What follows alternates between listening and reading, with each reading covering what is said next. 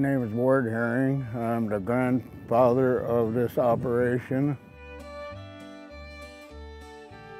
My dad was helping, walking around in the woods, helping him carry pails and taps and helping him hook up the pails. And I would hold a little cup on and take a drink of the water that come out of the tree, and it was semi-sweet.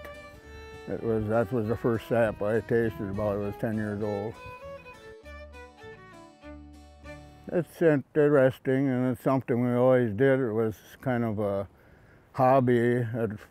We'd do so much for the family, and for 1 year.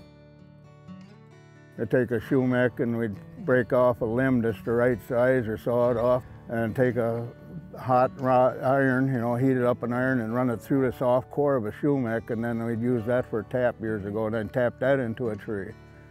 And then set the pail on the ground and let it drip into the pail then. That's the way my great-grandpa did it. Well, we used to have an arch in the woods, like a fireplace arch. We had a pan about 4 foot wide, 8 foot long, and 8 inches deep. And we'd have this set on the arch, and we'd fill it full of sap from the trees. We'd gather it in, and then we'd take and go to work and cook it, get it halfway down, then we added some more, and then we'd keep cooking a little bit, and then finally about the second or third time we'd try to finish it off. Out in the woods, then we'd take it and put it in a cream can, and then we'd take it home and reprocess it from there. My dad and I used to dip our bread in it, just break a chunk in quarters, a chunk of bread, and dip it, and have it, a cup of coffee and that was it.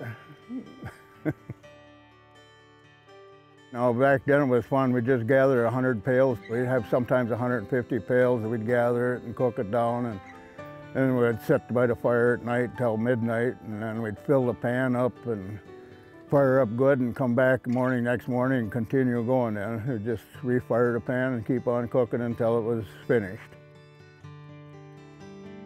The air is fresh. The air, it's just, in the woods is a different story. The earth underneath you is new earth. It ain't been disturbed.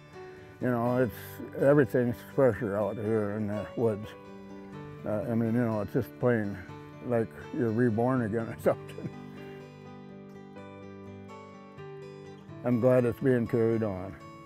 And I'm glad to see other people getting into it also, because I think they're missing something if they don't do it. If they got a woods, they're missing it. Get out there and do it.